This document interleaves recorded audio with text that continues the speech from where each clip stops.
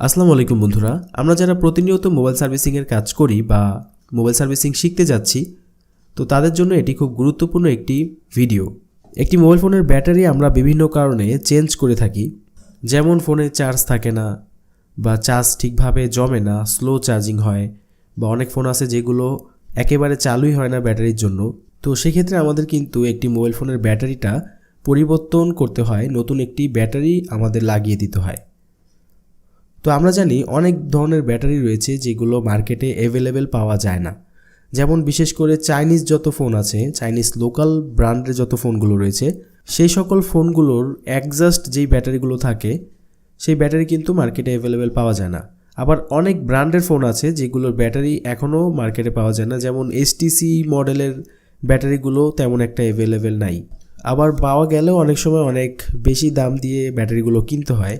কম দামি ব্যাটারি যদি আমরা কাস্টমারকে লাগিয়ে দিই, সেক্ষেত্রে সেই ব্যাটারিগুলো কিন্তু তেমন কোনো চার্জিং ব্যাকআপ দিতে পারে না, যার কারণে কাস্টমারও কিন্তু আমাদের কাছে তেমন একটা স্যাটিসফাই হয় না। তো আপনি চাইলে যে কোনো ব্যাটারি দিয়ে আপনার যেই প্রয়োজনীয় যেই ব্যাটারিটি প্রয়োজন সেই ব্যাটারিটি আপনি অন্য ব্যাটারির সাথে কনভার্ট করতে পারবেন। যেমন এখানে একটি MI ফোন দেখতে পাচ্ছেন, এই ফোনটির ব্যাটারি ফুলে গেছে, যার কারণে ফোনটি কাজ করছে না। তো আমরা এই ফোনের ব্যাটারিটি আমাদের কাছে একটি সনি ব্যাটারি রয়েছে, এই ব্যাটারির সাথে কনভার্ট করব। তো কিভাবে কনভার্ট করতে হবে সেটা ভিডিওতে দেখা যাবে। ওকে, তো প্রথমে আমরা আমাদের MI ফোনের যে ব্যাটারিটি আছে এই ব্যাটারি থেকে আমরা সার্কিটটি আলাদা করব, কারণ একটি ব্যাটারি কনভার্ট করার ক্ষেত্রে আমাদের এই সার্কিটটি প্রয়োজন।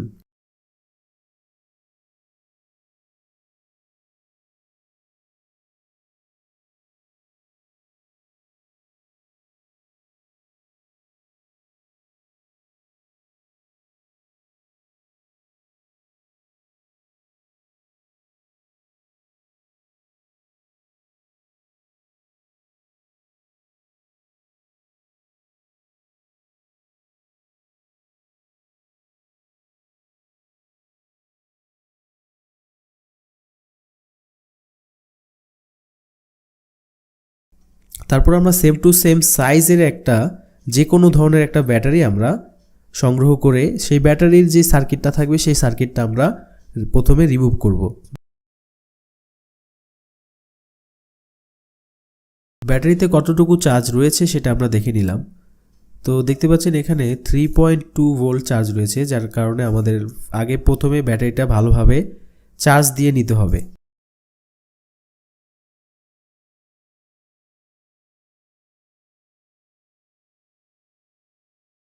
ওকে বন্ধুরা, এবার আমরা ব্যাটারিটি আবার টেস্ট করব।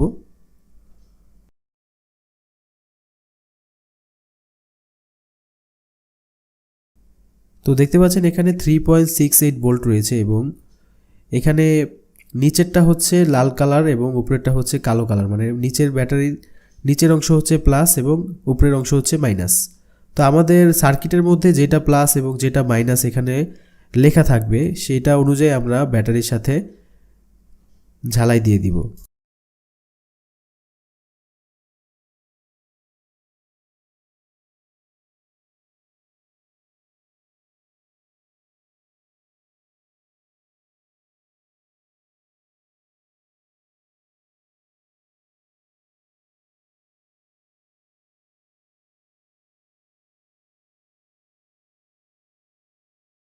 ওকে, আমাদের ঝালাই দেওয়া শেষ। এবার আমরা ব্যাটারির কানেক্টরে মাপবো ভোল্টেজ আসে কিনা। ওকে, এখানে ভোল্টেজ আসছে।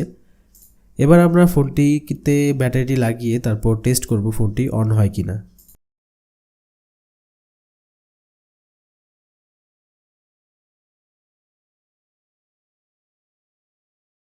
তো বন্ধুরা দেখতে পাচ্ছেন আমাদের ফোনটি অন হয়ে গেছে।